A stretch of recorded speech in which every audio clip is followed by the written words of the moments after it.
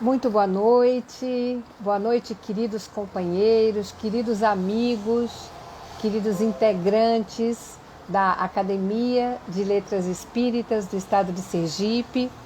Esse é o programa que a LEESE tem sempre feito em apresentação, sempre às quartas-feiras, às 19h30, pelo Instagram oficial da LEESE. E hoje nós estamos com muita alegria, chegando aqui de vários companheiros nossos, que bom. A Thelma já está conosco, que coisa boa. A Érica, sejam todos muito bem-vindos. Esse programa é feito com muito carinho para todos vocês, para todos os internautas que podem estar conosco nesse momento no ao vivo ou assistindo pelo IGTV no momento em que for mais cômodo, no momento em que for mais interessante. Então sejam todos muito bem-vindos. Hoje nós estamos com uma programação especial. Olha, gente, coisa boa. Aline, olá, querida Aline.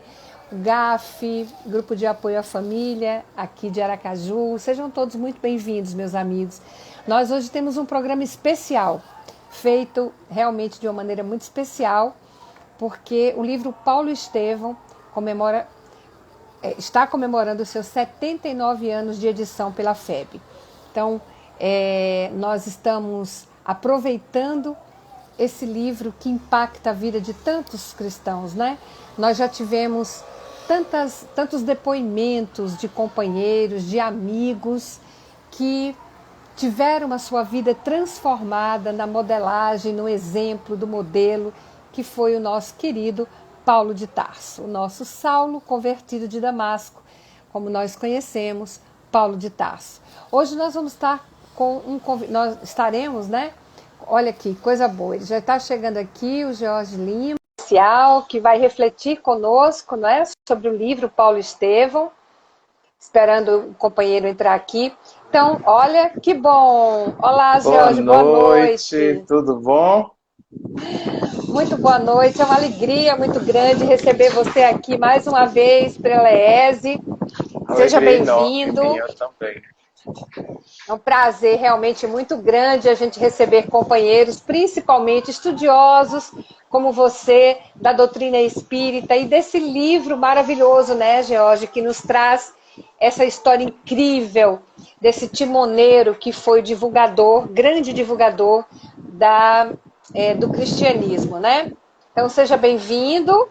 Vamos, então, iniciar a nossa reflexão aqui, fazendo uma prece, para que possamos também elevar o nosso coração e o nosso pensamento a Deus, aquele que guia a nossa vida, a Jesus, o nosso governador do orbe, para que tenhamos intuições, para que tenhamos calma em espírito, meditação na nossa mente, com tranquilidade, para que possamos desvendar essas pérolas que são extraídas do livro Paulo Estevão.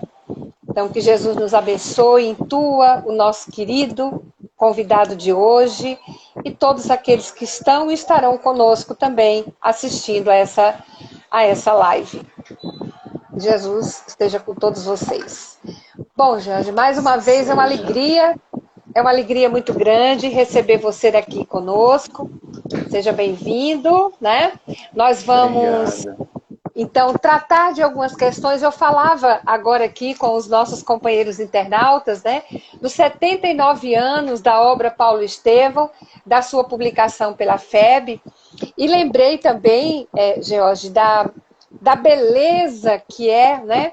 Que a gente observa através da espiritualidade, que há 80 anos o nosso querido Chico Xavier concluía o prefácio do livro Paulo Estevão. E é bonito porque ele escrevia essa obra das 17 horas às 2 horas da manhã, no porão de uma fazenda, né? Ali da Fazenda Modelo, e na companhia de um sapo, né? Então, é bem interessante isso, porque a beleza é que quando ele conclui essa obra, quando ele conclui o prefácio, ele faz uma prece em agradecimento. E ao chegar naquele local livre, né, naquele descampado então da fazenda, conta-nos que estrelas começaram a cair, descer do céu, né, aquela luminosidade, e ali todos os personagens do Paulo Estevão chegaram para agradecer ao Chico. Olha que, imagina a cena, não é, meu amigo?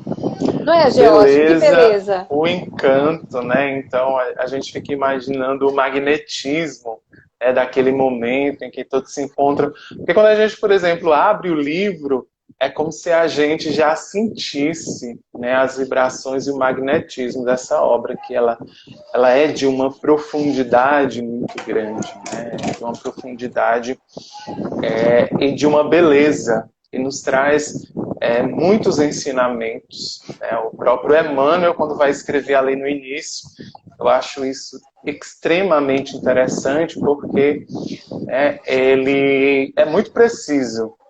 Ele é muito preciso, enquanto ele vai pontuar e dizer, olha, o propósito dessa obra é essa, né? Então ele é muito preciso. Eu estava olhando, né, alguns apontamentos, eu lembrei muito que ele faz isso também a Caminho da Luz, né? Então ele é muito preciso de dizer, olha, o objetivo dessa obra é essa, né? E a gente, né, vê, né, essa presença desse mesmo objetivo, dele deixar bem claro qual é o propósito. Ele não é mais uma obra, não é uma obra a mais sobre Paulo. Então já existem muitas obras que falam sobre Paulo. Mas nós queremos trazer aqui um novo olhar. Ele diz, olha, a gente já tem, né, e aí não há um interesse, ou não há uma intenção de uma homenagem personalista, né? Então a ideia não é apresentar o personagem, o homem por si, mas é tê-lo como base e apresentar o seu esforço, apresentar a sua caminhada, apresentar os seus aprendizados e também os seus ensinamentos durante toda a sua trajetória. E aí ele vai dizer, olha, alguns já o apresentaram, né, como sendo aquele fanático de coração ressequido, como Emmanuel diz, outros o apresentaram como santo por predestinação, né? Ou seja, ele ganhou tudo de mão beijada, Jesus veio porque o escolheu, ele foi o escolhido, então ele está recebendo tudo, né, de mão beijada, e outros vão, né, ali construir a imagem de Paulo como sendo aquele espírito arbitrário, que não segue regras, que faz as suas vontades do jeito que quer, mas ao mesmo tempo muito envolvente na sua forma, né, de agir, né, com aquela intensidade e com disciplina, que é uma característica muito forte da figura de Paulo. Eu achei interessante. Não, eu ia dizer isso. Eu achei interessante você tocar logo nesse assunto, porque no prefácio, o Emmanuel já coloca que a ideia naquele momento, a intenção naquele momento, era exatamente não fazer nenhuma homenagem, porque Paulo não precisa de homenagens, né? Mas era, na verdade, trazer esse esforço transformador de Paulo, né? Que Paulo nos traz, e que eu acho mais importante, sabe, George?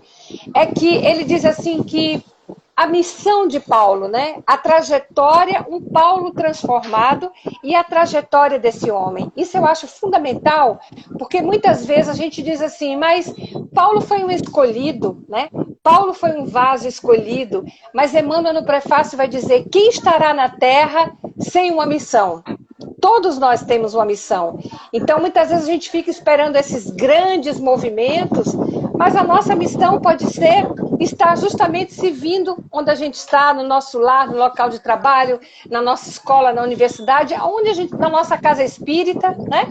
Aonde estivermos. Então, eu acho muito bonito que Emmanuel ele abre o livro Paulo Estevão, prefaciando exatamente, fazendo a colocação do porquê dessa obra sobre Paulo, né? Muito bom você ter trazido isso. E bom também, Ilza, né, tocando nesse ponto, né, que ele diz que cada um de nós, né, somos os missionários divinos, mas ele diz, olha, Paulo, e aí ele vai apresentar, claro, isso durante a obra, Paulo não recebeu essa missão de mão beijada. Alguns podem dizer que ele já recebeu ali naquele encontro com Jesus, mas aquele encontro com Jesus, né, ele é muito figurativo para nós, se a gente atualizar, né, porque ali é um momento que é um marco, mas que, claro, iria necessitar né, de Paulo o movimento. Então ele dá o primeiro passo. E para cada um de nós, né, esse chamado ele aparece. Né? Jesus está presente em nossas vidas. E o próprio Emmanuel diz, olha, tem algumas pessoas que dizem que são ignorantes. Né? Então, falam aí, né, ou expressam que não conseguem perceber por ignorância, né, porque não sabem, mas ele vai dizer também por desatenção, muitas vezes passou, né, e a pessoa não percebeu, ou não conseguiu entender, mas também ele vai dizer que tem algumas pessoas que são caprichosas, né, que olham aquilo e não percebem como uma missão divina, como uma missão de Jesus. Ou eles não se encaixam naquele processo. Porque a gente percebe isso durante o livro, né, e tem alguns momentos que Emmanuel vai mostrar, né, o quanto Saulo está angustiado, porque ele está com intensos conflitos, e ele fica refletindo, né, qual caminho ele vai seguir. Então ele se sente um pouco assim, desnorteado. Então, apresentar essa trajetória, né, é mostrar, né, que nós estamos muito próximos, né, de Paulo, e Paulo está muito próximo de nós.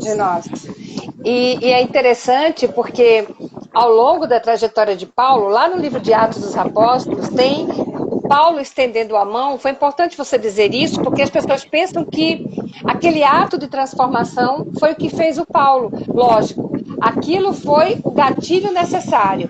Óbvio que Paulo teve, né, dentro do seu processo de aperfeiçoamento, ele teve aí, George, pela lei da cooperação, tudo que era possível, né, para acordar e despertar para a sua verdadeira missão. Então ele teve, por exemplo, um mestre como Gamaliel, não é? Neto de Ilhéu. Ilhéu tinha escola que era muito mais flexível. Nós tínhamos duas escolas naquela época, né? Shammai e a escola de Ilhéu, quer dizer, Ilhéu já era aquele mestre flexível. Então ele vai, o Gamaliel vai ser justamente o preceptor, vamos falar assim, né? Vai ser aquele mestre de Paulo, e era o mais flexível do Sinédrio. Quer dizer, ele teve um cunhado como Jaziel, né? Como o nosso Estevão. Ele teve uma noiva como Abigail. Então veja que quanta associação de ideias que ele tem para um chamado. Tanto que quando ele está indo a Damasco, as pessoas pensam assim, não, mas ali foi um encontro com Cristo. Sim, mas da saída dele até Damasco, ele já vinha, né? No Paulo Estevão a gente observa isso. Ele já vinha ali pensando, né? Que paz era aquela, que aqueles homens cristãos tão humildes, eram devorados pelos leões nos circos romanos, né? E iam entoando hinos. Então, por que ele não tinha essa paz se ele procurou essa paz a vida toda? Que sentido de perdão é esse que o Estevão tinha para dar a ele? Então, tudo isso, né, veio ali fervilhando com ele. E para que você possa falar um pouquinho para a gente sobre essa questão da associação, eu li recentemente um livro, Paulo, 13º Apóstolo, de Ernest Renan, e ele diz uma coisa bem interessante sobre Paulo. Olha que bonito, George. Ele diz assim, as naturezas, como as de Paulo, mudam apenas uma vez na vida. Uma vez achada a direção do seu fanatismo, vão para a frente sem vacilar e sem examinar nada. Olha que bonito, né? Porque ele tinha essa natureza apaixonada, né? Farisaica. Então Jesus então converteu, né? E aí ele começou a usar essa força para a divulgação do cristianismo. E a gente percebe também, né, que essa força, né, era uma característica dele. Né? Então ele era aquela pessoa muito disciplinada, muito intenso, muito objetivo e muito preciso. Então, Abigail percebe isso, né? A sua característica, o seu modo de ser ao longo da vida vai sendo assim. E aí, esse encontro, né, com Gesiel, com os integrantes da Casa do Caminho, mexem com ele porque ele sentiu, né, que existe algo para além da razão. Aquelas pessoas eram movidas pelo sentimento. É aquele processo de encontro com Cristo, né? De encontro com os seus ensinamentos, com o seu amor. E a gente percebe uma relação muito próxima de ambos, né? De Gesiel, que se torna Estevão, e de Saulo, porque eles tinham, né, essa motivação de ir em busca de algo. E a gente vê, né, em Gesiel aquele amor profundo por Deus, né, aquela crença e fidelidade a Deus, mas aquele desejo intenso de ir em busca da vivência, né, desse amor, naquele desejo e esperança de encontrar, né, o prometido, filho prometido que vai ser enviado, e a gente vê, né, esse amor e essa, né, devoção em Saulo, né, quando ele cumpre com rigor, né, o que as leis mosaicas, né, apresentam. Então a gente vê que ele está seguindo com rigor o que determina a lei em acordo com tudo aquilo que ele acredita. Esse processo de conversão é como se fosse uma evolução daquele irmão. Então ele está seguindo para uma próxima etapa. E esse processo em que ele vai tentando se entender, tentando se encontrar e tentando sentir no seu coração o que aqueles, né, irmãos nas mais diversas circunstâncias sentiam. E aí cada um daqueles, né, dentro das suas realidades, das suas vivências, iam em busca, né, movidos pela esperança, que ele também expressa isso, né? Então, um sentimento que me move ao longo dessa minha trajetória é a esperança. Ele também não andou em um contexto diferente, no incômodo, no inquietude, em um contexto de uma forma diferente, ele também vai em busca. Então ele vai e ele precisa, né, dentro da sua personalidade, entender, né, o porquê, né, daquelas pessoas terem esse amor, né, esse sentimento, e que ele não consegue sentir. Então é como se dissesse assim: eu faço tudo como tem que ser feito, né? Porque eu não consigo, né, ter essa calma, ter essa serenidade, essa paz. Ter essa paz diante dessas circunstâncias tão adversas. Então, aquilo começa, né, a causar uma ebulição de ideias e de conflitos dentro dele. E à primeira vista, né, para ele é uma manifestação de raiva, porque ele não consegue entender, diante daquela situação onde ele tenta manifestar esse medo ou essa dúvida, né, em perseguição aos cristãos à época, né, mas que esse encontro, né, com Jesus, né, como se fosse uma gota, né, de água num deserto muito árido. E é interessante que é o ponto em que ele se volta para si, né? Então a sua cegueira faz com que, né, ele vire os olhos para si e comece a refletir e a perceber a existência de outras necessidades. Exatamente, exatamente. E é interessante nisso que ainda com toda a bagagem que Paulo tem, gente, dentro desse percurso de vida dele, né, enquanto um fariseu, enquanto Paulo era um corredor de biga, Paulo sabia o grego, né, que era o inglês da época. Então, mas naquele momento que ele tem um encontro com Jesus, né, ele instintivamente, ele fica de joelhos e automaticamente, quando Jesus se identifica, ele diz: "Que queres que eu faça?" Não tem nenhum tipo de pergunta, não tem nenhuma condição imposta, ele não faz nenhum planejamento. O que é que o Senhor quer que eu faça, né? O Cristo pede que ele se erga, né? Que ele se levante e entre na cidade, porque lá lhe seria dito o que é que ele teria que fazer. Quer dizer, observe que é mais uma vez, Georgia, não sei se você também enxerga dessa maneira, mas na medida em que Jesus diz assim, entra na cidade e lá vai ser dito a você o que é que você tem que fazer, Porque Jesus podia dar a programação para ele ali, né? Mas esse fato, primeiro, de entrar na cidade, isso para nós representa. O entrar na cidade vai se envolver. Eu não quero você de contemplação. Aquela ideia que você tinha, dogmática, né, dos atos de adoração superficial, eu não quero mais isso. Vai se envolver. Entra na cidade. E lá vai ser dito que você vai fazer o quê? Alguém iria até Paulo, então ele iria precisar de braços outros para dizer o que é que ele teria que fazer. Então, mais uma vez, Jesus vai lembrá-lo da necessidade dessa cooperação, como você muito bem colocou do ponto de vista de Estevão. E é engraçado que Paulo, que era o lobo voraz, né?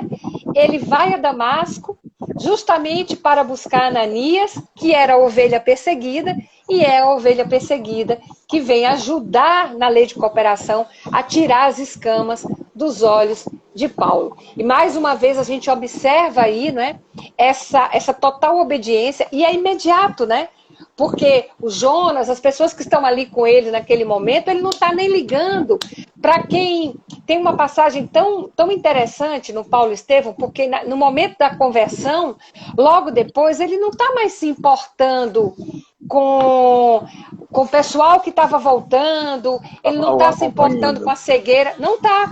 Ele diz assim, ó, era preciso obedecer ao Salvador que o honrara com as surpresas da vida. A passos indecisos, ferindo os pés em cada movimento inseguro, caminharia de qualquer modo para executar as ordens divinas. E mais nas suas cartas adiante ele vai dizer, né? Ainda que de joelhos desconjuntados, ande. Então, essa é uma prova, né, de um espírito que venceu praticamente uma encarnação, né?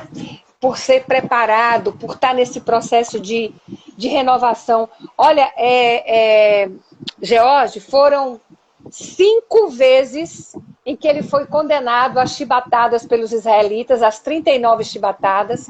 Foram 3 surras, né, de bastão. Foi um apedrejamento, 3 naufrágios. Tanto que ele diz assim, ó, nas inúmeras viagens, perigos, a passagem dos rios, de ladrões provenientes da raça de Israel, no deserto, no mar e dos falsos irmãos, tudo isso conheci. Fadigas, trabalhos, vigílias repetidas, fome, sede, jejuns prolongados, frio, nudez. Nisso se resume a minha vida. Isso era o ano 56 ainda, hein? Isso era o ano 56. Então, veja, ele merece isso que a gente está fazendo aqui agora, né, George? Que Sim, vida, verdade. que exemplo, né? Ilza, você falando, eu lembrei, eu tinha até anotado aqui, do que Emmanuel falou, né, e eu fiquei um tempo refletindo sobre isso, né, do desejo de apresentar a figura do cooperador fiel. Né? Então, o que você falou descreve muito bem, né? O cooperador fiel. E eu fiquei pensando e refletindo, tá, mas o que Emmanuel quer falar, né, em termos de fidelidade? Né? Que significância que ele quer trazer para isso? Encontrei uma mensagem de Emmanuel falando sobre fidelidade. Né? E aí ele diz, olha, fiel é aquele que tem a nobreza de servir. E quando eu vi, olha, a nobreza de servir, disse tudo, né? Porque, né, foi esse o propósito de Paulo nesse processo dele, dessa experiência que ele foi vivenciando. Nos momentos de dúvida e angústia, ele tentava, ele recorria quanto possível, né, a Gamaliel, para fazer a sua consulta, para dizer, olha, eu estou perdido, né? O que é que eu faço? Para onde é que eu vou? E aí ele vai dizer, olha, nesse processo, né, e que aconteceu isso com ele, como você descreveu, esse processo dessa nobreza de servir, esse movimento de renovação que cada um de nós faz, nós vamos ter aqueles momentos em que a gente vai se deparar com contextos de discórdia, de violência, de incompreensão, de indisciplina. E aí Emmanuel diz, olha, dentro desses contextos, cada um de nós deve guiar o nosso barco da fé, assegurando lealdade ao rumo escolhido. E aí ele vai dizer, nós temos alguns elementos que nos apoiam nesse nosso processo de servidão, nesse nosso processo de auxílio, de ajuda, né, ao próximo, que aí ele vai falar da paciência, né, da necessidade de nós termos paciência e nós termos necessidade de compaixão, para que a gente, né, através da ferramenta da ação, como ele vai nos dizer nessa mensagem, fiéis sempre, e aí essas ferramentas são o amparo e a elevação, a gente possa seguir, né, nesse processo de renovação e se alinhando. E é esse momento, né, em que Jesus está ali com Paulo, eu fiquei imaginando, ele sente tudo aquilo, né? Então é aquela hora que dá aquele caramba, é isso. Agora eu sei o que é que todos aqueles irmãos, Estevão, Pedro, todos aqueles que se encontram na casa do caminho sentem, né? Então quando ele fica genuflexo, é aquele sentimento que invade o coração dele, que ele, né, não consegue assim se conter, né? Ele se permite completamente, é como se a gente abrisse Emmanuel diz que é involuntário, né, Jorge? Emmanuel diz que ele curva involuntariamente, quer dizer, a visão dele naquele momento, né? Eu acho que o êxtase foi tão grande, e Emmanuel inclusive vai dizer isso, né? Que a primeira vez que ele foi condenado às 39 chibatadas, ele só sentiu a primeira, né? E aí ele diz: a partir de hoje ninguém mais me molesta, porque eu carrego comigo as marcas do Cristo. Né? É beleza, né? É luz em cima de luz. E eu não sei se você já teve a curiosidade de se perguntar por que Emmanuel cita tanto Paulo, né? Por que Emmanuel comenta tanto os versículos da carta de Paulo? Eles se conheceram, né, Jorge? Isso. Então, pois é uma história muito bonita, porque Públio Lentulus, que é o nosso Emmanuel, né, vivo há 2000 anos, ele está voltando justamente depois do reconhecimento, que foi pegar o camafeuzinho lá da sua esposa. Quando ele volta, né, exatamente nesse pedacinho, quando ele está voltando, né, ele encontra justamente com Paulo num ato de pregação. Ele vinha na liteira, né, ele pegou o camafeu, então ele vinha com o camafeuzinho, encontra com Paulo, os dois trocam olhares, porque Paulo estava ali, acho que parece que no meio da estrada, ali no ato de pregação. Diz que esse momento foi muito pouco, muito curto, mas foi o suficiente para aquecer o coração do Públio. Ele não esquece. Depois, quando Emmanuel desencarna com o Vesúvio, né, ele encontra com Paulo, Paulo recebe, e depois, então, Emmanuel, em uma de suas encarnações, funda, né, a cidade de São Paulo e coloca o nome São Paulo em homenagem ao seu grande amigo, e muda a data da fundação para que seja exatamente a data onde se comemora, os nossos irmãos católicos, né, comemoram, então, o São Paulo. E essa história é muito bonita, e Emmanuel cita muito Paulo, né? Emmanuel pinça versículos das cartas de Paulo para fazer esse trabalho. Tamanha importância, né, que esse convertido de Damasco tem para a nossa vida. É realmente o 13º apóstolo, como ele se titula, porque ele recebeu do próprio Cristo a sua missão, né? E a gente vê também ao longo da própria obra, né, de Emmanuel, a gente vê uma infinidade de mensagens onde Emmanuel vai trazendo reflexões, trazendo comentários, né, em torno dos ensinamentos, em torno das falas, né, do nosso querido Paulo, né, que percorreu essa trajetória e ainda está, né, certamente nos auxiliando de onde, né, estiver cumprindo aí com os seus, né, compromissos. E só uma pontuação também, George, porque a gente falou de Emmanuel, a gente está falando de Paulo, e a gente observa a reverência que Emmanuel tem por Paulo, né? Ele disse que Paulo aclimatou a fina flor do Evangelho, né, nas suas cartas. Então, isso é bonito porque eles têm esse encontro, né? Volto a dizer, foi um encontro rápido, né? Emmanuel, Públio Lentulus vinha ali reconhecendo o corpo da sua esposa, da Lívia, encontrou com ele ali rapidamente e tal, mas foi e depois Paulo recepciona, e aí Aí só eles vão dizer realmente que maravilha que foi esse encontro, né? E depois o que é que ele tem, o que é que eles fazem. Mas eu queria falar da vida deles dois, a diferença do impacto de Jesus, da presença de Jesus na vida dos dois. Quando Jesus aparece para Paulo, né? E Paulo diz: Senhor, o que queres que eu te faça? Já Públio Lentulus, no encontro que teve com Jesus, né, a pedido da Lívia para ajudar a Flávia, sua filha, Jesus diz para ele: senador, está aqui um paradigma, mas você pode seguir-me agora ou a milênios, né? E ele esperou. E ele foi a milênios. Daí a razão de Paulo, de Emmanuel, ter toda essa propriedade para escrever sobre Paulo, porque sabe da agudeza do caráter de Paulo, com que ele serviu a Jesus no primeiro chamado, quer dizer, no chamado pessoal, né? Porque o chamado vinha desde sempre, mas naquele chamado pessoal, onde o Cristo desceu sem perder a altura, né, para poder convidar o Paulo. Eu queria só trazer então essa diferença desse chamado, né, e da responsabilidade de Emmanuel para trazer Paulo para a nossa vida. E da sua maturidade também, né? Maturidade espiritual, da forma como ele escreve a obra, da forma como ele discorre, né, todo o processo, e que ele já deixa bem claro no prefácio: olha, aqui não vai ser um romance de entretenimento.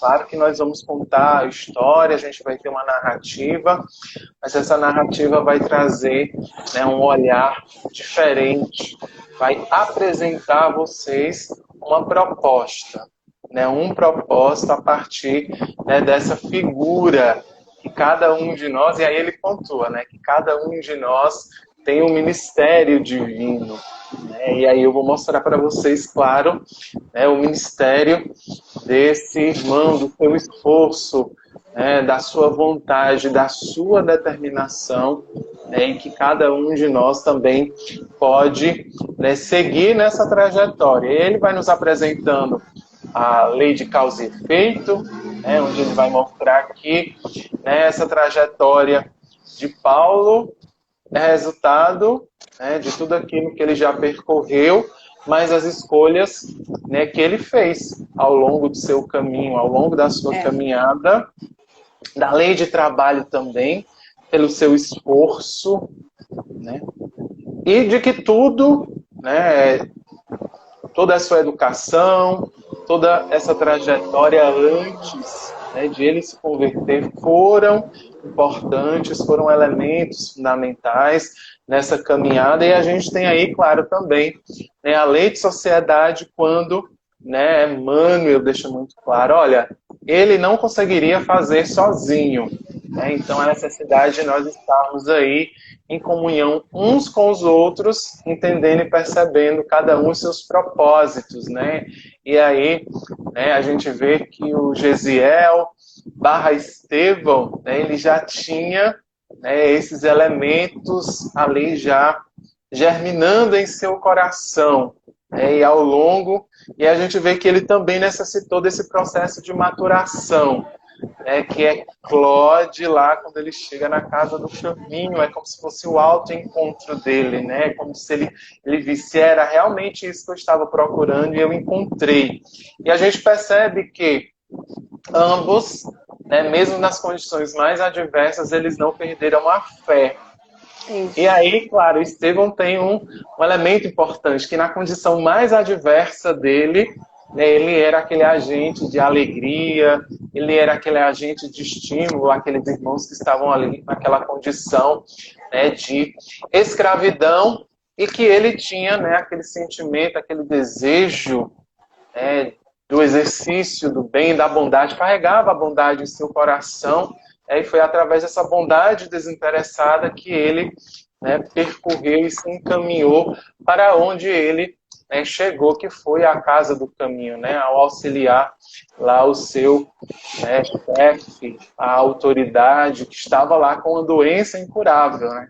Então imagine aí, precisa se deparar com uma doença incurável, mas ele lá cumprindo com o seu compromisso. E aí a gente vê, né, também esse movimento com o nosso querido Paulo de Tarso, né, nesse exercício onde ele vai né, em busca, ele se encontrou, se desencontrou, se encontrou, se desencontrou, se encontrou, se desencontrou. É interessante que nessa primeira etapa, né, ele sente, ele é tocado, né, pelo sentimento de renovação. E aí Emmanuel nessa mensagem vai dizer, olha, muitos, né, falam de renovação, mas em seguida, né, eles entram no estado de loucura, né, porque é aquela renovação que está apenas nos lábios.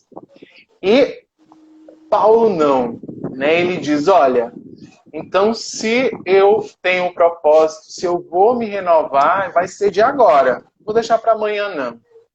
Então, se o meu propósito é de mudar, daqui mesmo eu vou voltar e eu não vou precisar mais de nada. Vai ser só eu, com a minha força, com a minha vontade. A força deles é tão grande. Você falou do Estevão quando chega na casa do caminho, né? Aí inclusive a gente já começa a perceber que a gente já tem aí os escritos de Mateus, né? Os escritos de Levi. E era o quê? Ano 34, porque quando ele pergunta, Jaziel pergunta a Pedro, né? Lá na casa do caminho, cadê o Messias? É interessante, né, George? Porque, veja, ele lia Isaías, né? A mãe dele lia Isaías para ele, a mãe de Estevão, do Jaziel e Abigail, lia Isaías, eles liam Isaías, né? E o bonito é porque ele não pergunta, ele pergunta, cadê o Messias? E o Messias? Então ele sabia que vinha esse Salvador, né? Ele não sabia que era Jesus, obviamente. E o Messias, né? E Pedro vai dizer a ele foi crucificado há 1 ano, quer dizer, então era o ano 34 ali, pela nossa contagem, né? Então, no ano 34, já tinha os escritos de Levi. E Pedro diz, espera aí que eu vou buscar ali algumas coisas sobre Jesus. E na hora que Jaziel lê, é o que aconteceu o que você disse aí. Ele falou, encontrei o tesouro, vou devorar, né? Ele não diz nem encontrei o mapa do tesouro, eu encontrei o tesouro. E Paulo faz a mesma coisa. Quando Ananias traz alguns fragmentos, ele diz, cadê o resto? Né? Ele ficou tão alucinado por aquilo que ele falou, cadê o restante? Eu quero ver o resto, né?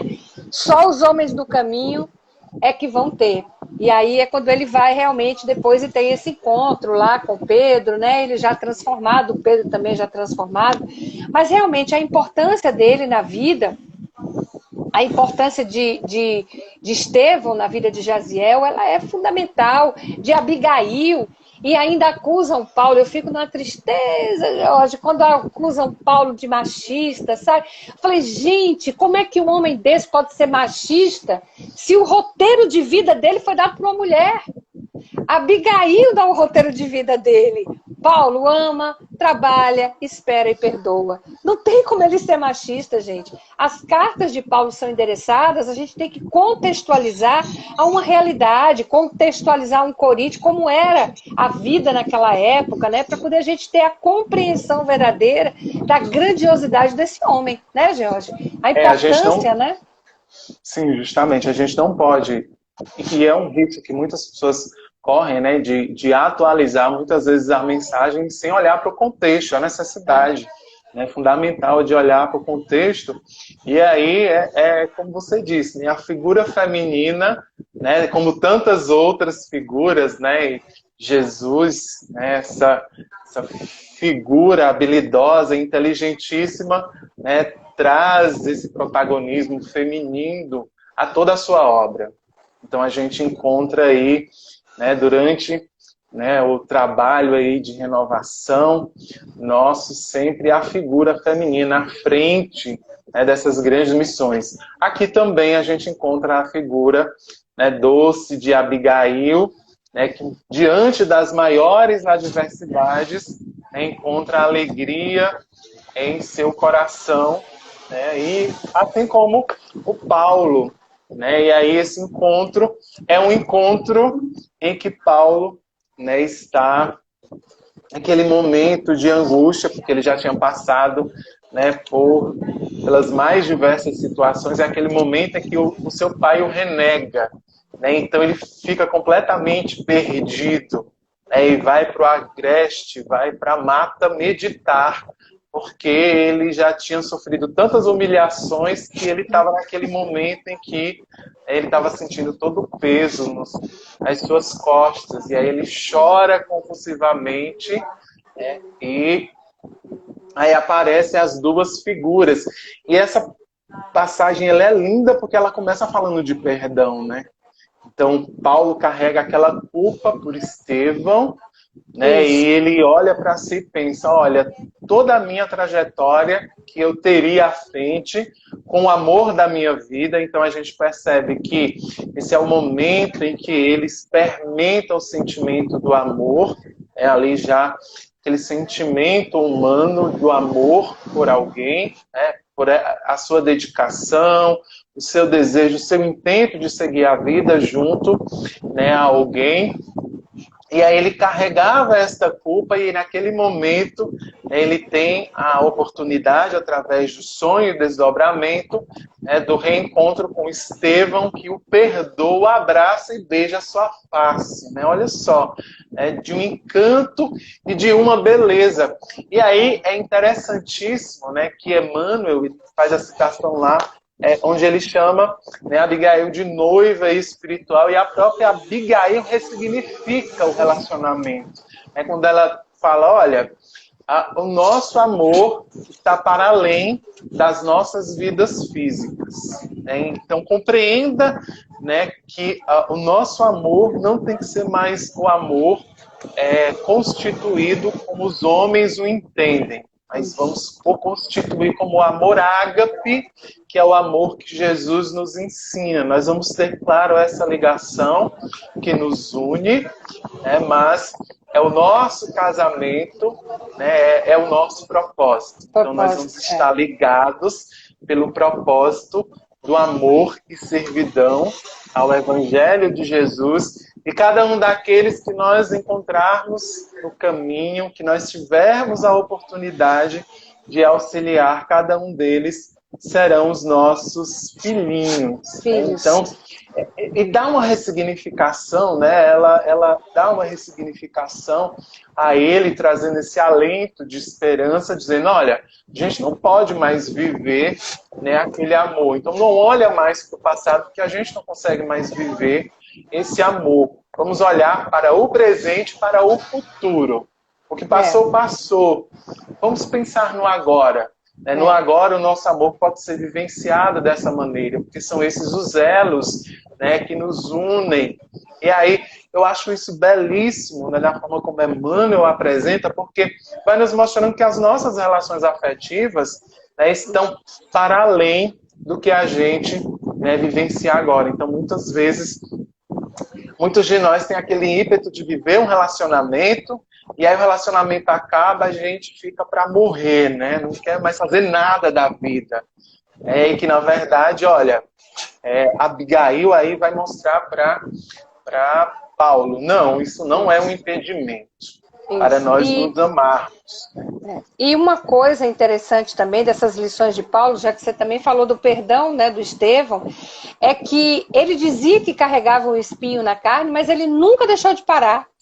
Ele nunca parou, ele sempre seguiu rumo ao alvo, né? Como ele diz, sigo rumo ao alvo.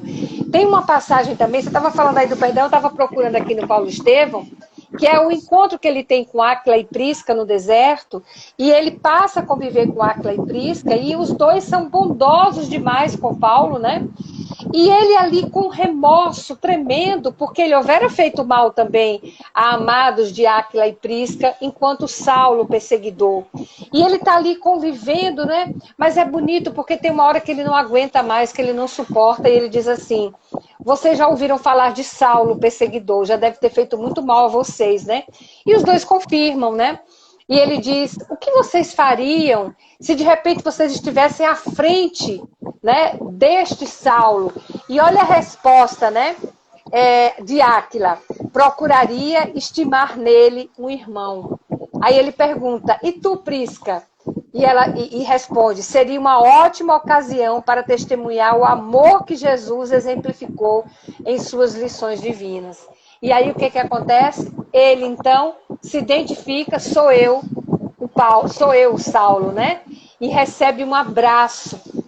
Exatamente como você falou, ele recebe um abraço. E no momento que ele recebe o abraço, ele se emociona mais ainda. Porque é o ato do perdão, né? água em pés cansados pode mais que a dor do açoite, né? E aí ele se abraça e chora compulsivamente. Então, a vida de Paulo tem muito disso. Ele começa a receber tantos exemplos de cooperação, como esse de Áquila e Prisca, que provam efetivamente o cumprimento daquilo, da fidelidade que você falou aqui, né, que é o relacionamento com Deus, porque a fé vem de fidelidade. Como é que eu consigo? Fé sendo confiança, como é que eu consigo ter confiança com alguém com quem eu não me relaciono? Como é que eu posso ter fidelidade com George se eu não me relaciono com o George? Então, é essa situação que a gente observa, né? Então, isso para a nossa vida, mesmo que a gente tenha, e a gente vai ter, porque a gente traz de outras existências, e as coisas que a gente comete nessa vida também, não é? Ainda assim, prossigamos. O remorso, ele nos aprisiona, né? Nos encarcera no medo, e a gente perde essa visão periférica, e às vezes acaba ficando no finalzinho da estrada. A gente está quase no final da nossa live, eu estou com a pena, porque, olha, Jorge, você é uma simpatia, eu espero que a gente consiga. A Lésia já fez, né? Outra live com você também. Eu espero sinceramente do fundo do meu coração que essa ainda seja o filme que vai dar origem a uma série, para que a gente possa ter você aqui outras e outras vezes, né? Eu queria que você deixasse uma mensagem aqui para a gente, né? Eu queria trazer, eu quero que a mensagem final fique com você.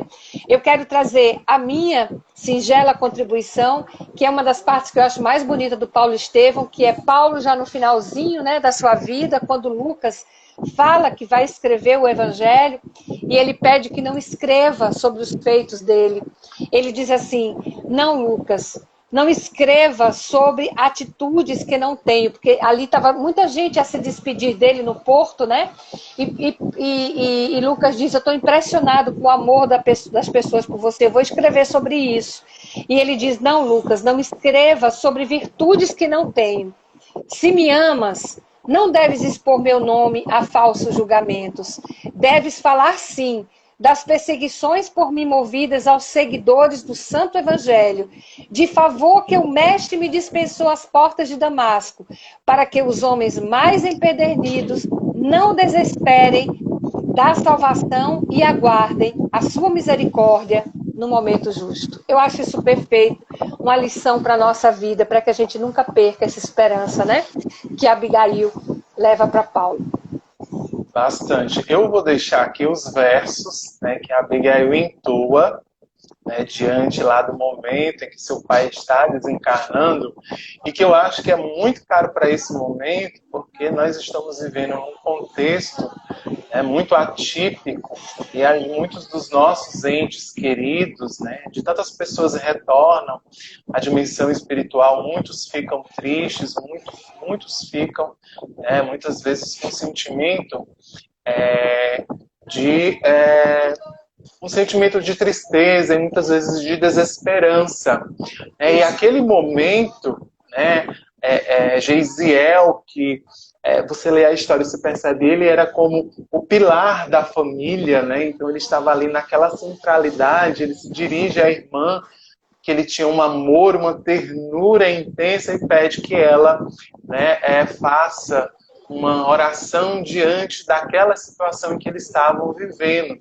E aí Abigail diz: Senhor Deus, Pai dos que choram, dos tristes, dos oprimidos, fortaleza dos vencidos, consolo de toda dor, embora a miséria amarga dos prantos do nosso erro, deste mundo de desterro, clamamos por vosso amor. Nas aflições do caminho, na noite mais tormentosa, vossa fonte generosa é o bem que não secará.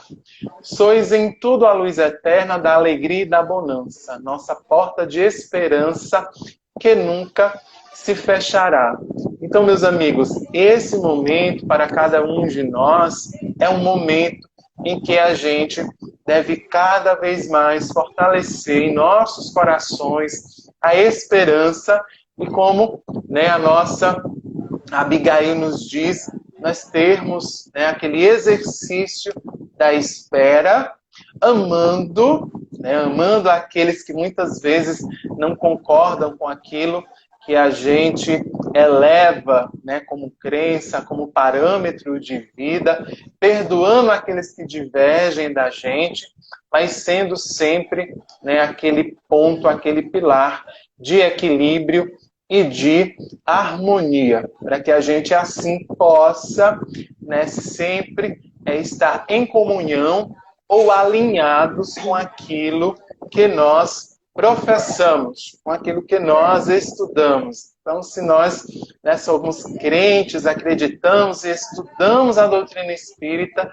né, que assim como Paulo fez à época, né, com os ensinamentos que ele foi adquirindo ao longo da sua caminhada, que nós hoje, né, assim também o sejamos, que a gente possa cada vez mais ir ao encontro, através do nosso esforço de vivência, né, de todos esses ensinamentos que nós possuímos. Agradeço pelo carinho, pelo convite, né, agradeço aqui estar junto com a Eusa, né, surgirão também convites, Eusa, para que você possa participar aqui conosco, né, das nossas atividades.